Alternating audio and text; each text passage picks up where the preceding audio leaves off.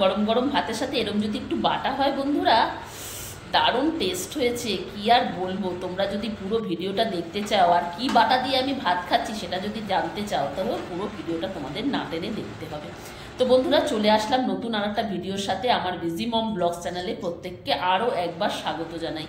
তো দেখো, গরম গরম ভাত করে নিয়েছি, তার সাথে একটু মাছের ঝাল আর একটু বাটা। কি বাটা? দেখো, সিম বাটা। আমার বরের আবদারে আজকে একটু সিম বেটে নিলাম বন্ধুরা। যদিও বাটাবুটি তো অনেক রকমই হয়, কপি পাতা বাটা, কাঁচকলার খোসা বাটা, খারকোল বাটা। আজকে আমি সিম বাটা করছি বন্ধুরা। তার সাথে একটু রসুন আর একটু কাঁচা লঙ্কা। ঝালটা যে যার মতন, আমি একটু কম দিচ্ছি যেহেতু আমার ছোট মেয়ে খাবে।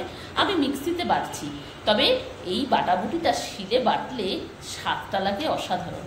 তো দেখো, আমি মিক্সিতে নিয়ে নিচ্ছি। নিয়ে নিলাম সেদ্ধ সিম, তার সঙ্গে রসুন, লঙ্কা, নুন এবং একটু জল।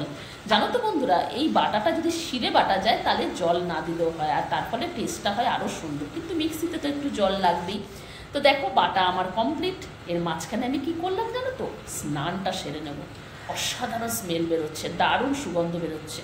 তো দেখো বন্ধুরা, এর ফাঁকে আমি স্নানটা সেরে নিয়েছি, মাথা টাথা ঘষে ফেলেছি, শ্যাম্পু দিয়ে নিয়েছি। আর এবার বানানোর অপেক্ষা। বানাতে তো টাইম লাগবে না বেশি, তার জন্য আমি রেডি হয়ে গেছি। তো দেখো, শিলপাটাটা আমার বড্ড ছোট, এই জন্য শিলে আমি বাটতে পারলাম না। তোমাদের যদি শিলে বাটার সুবিধা থাকে তোমরা শিলে বেটে নেবে, তাতে স্বাদটা আরও সুন্দর হয়। তো জানি বন্ধুরা, তোমরা অনেকেই বাটাবুটি জানো খেতে, তবে অনেক বন্ধু আছো যারা খেতে ভালোবাসো, বানাতে জানো না। তো তাদের জন্য আমি আমার আজকের এই রেসিপিটা শেয়ার করলাম। তো দেখো, নিয়ে নিয়েছি একটা ননস্টিক কড়াই, তার মধ্যে সাদা তেল দিয়ে দিয়েছি। কড়াইটা ননস্টিক হলে খুব ভালো হয়, তাহলে বাটাটা খুব তাড়াতাড়ি ছেড়ে আসে কড়াই থেকে। তো একটু কালো জিরে ফোড়ন দিয়ে দিলাম, দিয়ে দেবো সামান্য একটু হলুদ। আমি হলুদটা সব সবজিতে একটু দিয়ে থাকি সব সময়। হলুদ না দিলেও চলে, কিন্তু আমি একটু হলুদ দিই বন্ধুরা। তো দেখো, এবার বাটাটা দিয়ে বেশ করে ভেজে নেবো। একটু টাইম লাগবে, কেননা আমি একটু জল দিয়েছি। যদি শিলে বাটা যায় তাহলে আরও খুব তাড়াতাড়ি হয়ে যাবে, কেননা জল পড়ে না শিলে, আর টেস্টটা হয় দারুণ। আমাদের মা ঠাকুমারা শিলেই বেটেছে, আর তার ফলে তার টেস্টটা আরও সুন্দর লাগতো। তো বাড়িতে গেলে মোটামুটি শিলে বাটা যায়, শিলটা বাড়ির দিকে বড়, কিন্তু আমার কাছে তোমাদের দেখলাম ছোট্ট শিল, ওতে খুব সমস্যা হয়। তোমরা, আমি বলবো, তোমাদের যদি শিলে বাটার অভ্যাস থাকে শিলেই বেটে দিও। তো আমার যেহেতু বাটাতে একটু জল ছিল, একটু টাইম লাগছিল, কিন্তু তাও অনেকটাই তাড়াতাড়ি হয়ে গেছে যেহেতু ননস্টিক প্যান। স্বাদ মতন আরেকটু নুন দিয়ে নিলাম, বাটার সময় নুন দিয়েছিলাম, সেই রকম বুঝে আরেকটু নুন দিয়ে নিলাম। তো নুনটাও প্রত্যেকের নিজের স্বাদের মতনই দেবে।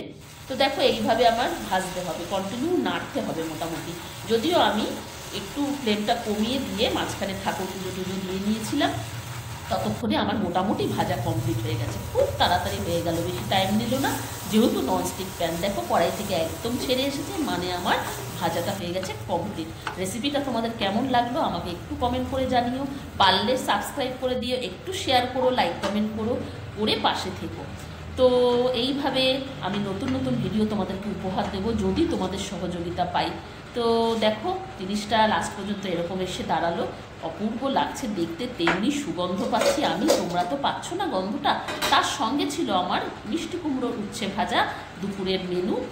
আর তার সঙ্গে একটু পাবদা মাছের টমেটো মটরশুঁটি দিয়ে একটু ঝাল বানিয়ে নিয়েছিলাম। পাবদা না, দুঃখিত, এর মধ্যে এটা ছিল পমফ্রেট মাছ। তো চলো, আজকের এই ছিল আমার মেনু দুপুরের। তোমরা কি কেমন কী করলে আমাকে একটু জানিও। তো গরম গরম ভাতের সাথে আমি ভাবছিলাম কতক্ষণে একটু খাবো, অল্প একটু ভাত দিয়ে আমি আগে টেস্ট করে নিলাম, কারণ এত গন্ধ মম করছে রান্নাঘরটা, আমি একটু টেস্ট না করে পারলাম না বন্ধুরা। তো চলো, আজকের মতন এইটুকুই, আমি টেস্ট করে নিই। তোমরা সবাই কিন্তু এটা রেসিপিটা বানিও, যারা জানো না, আর যারা জানো তারা তো জানোই এর টেস্টটা কতটা অসাধারণ হয়। তো চলো, নতুন কোনো ভিডিওর সাথে তোমাদের সামনে আবার হাজির হয়ে যাব। রেসিপিটা কেমন লাগলো আবারও বলছি, তোমরা কিন্তু জানাতে ভুলো না। আর পারলে নিজেদের বন্ধু বান্ধবের কাছে একটু শেয়ার করে দিবে, কেমন? তো আমাকে কিন্তু অবশ্যই তোমরা জানাবে, এরকম সিম দিয়ে হয়, কফি পাতা, এখন শীতকালে তোমরা ফুলকপির পাতা দিয়ে করতে পারো, বাঁধাকপির পাতা দিয়ে করতে পারো, আর কাঁচকলার খোসা বাটা তো একদম বলাই বাহুল্য, খুবই টেস্ট হয়।